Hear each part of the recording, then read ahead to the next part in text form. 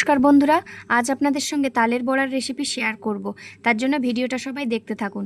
এখানে আমি একটা গোটা তাল ভালো করে ধুয়ে পরিষ্কার করে তালের লোদটা বের করে নিয়েছি।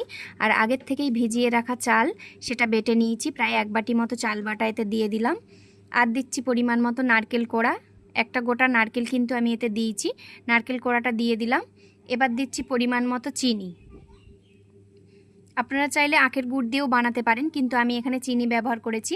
আর দিচ্ছি 200 গ্রাম মতো সুজি। একটা 200 গ্রামের প্যাকেট সুজি এর মধ্যে দিয়ে দিলাম। এবার দিচ্ছি পরিমাণ মতো ময়দা দিলাম। এবার একটু মৌরি হাতে ডলে দিয়ে দিচ্ছি। মৌরিটা হাতে ডলে দেওয়ার পরে এবার 4-5টা এলাচ আমি শিলের মধ্যে একটু থেতো করে নিয়েছিলাম, সেই এলাচ থেতোটা দিয়ে দিচ্ছি। এইভাবে সমস্ত উপকরণটা আগে আমি রেডি করে নেব।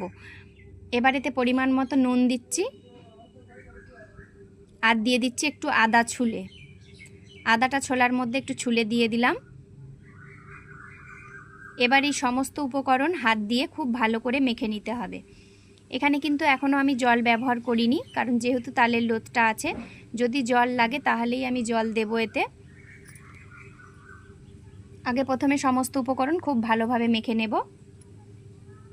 দেখুন সমস্ত উপকরণ আমার খুব ভালোভাবে মাখা হয়ে গেছে, একটুও গোটা গোটা নেই, আমি খুব ভালোভাবে মেখে নিয়েছি। এবার বড়াটা ভাজার জন্য সাদা তেল কড়াই দিয়ে তেলটা গরম করে নেব। তেলটা খুব ভালো করে গরম করে নেওয়ার পরে বড়াগুলো এবার ছোট ছোট করে তেলের মধ্যে দিয়ে দেব। তেল কিন্তু খুব ভালো করে গরম করে নিতে হবে, আর একদম ডুবো ডুবো তেলেই আমি বড়াগুলো ভাজবো। দেখুন কত সুন্দর দেখতে লাগছে। এবার আমি খুন্তির সাহায্যে তালের বড়াগুলো উল্টে দেব। উল্টে পাল্টে লাল লাল করে ভাজবো।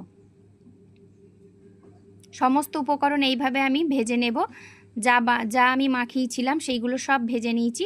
আমার তালের বড়া একদম রেডি হয়ে গেছে দেখুন। এবার আমি টিফিন বক্সের মধ্যে সাজিয়ে দিচ্ছি। কত সুন্দর দেখতে হয়েছে তালের বড়াগুলো।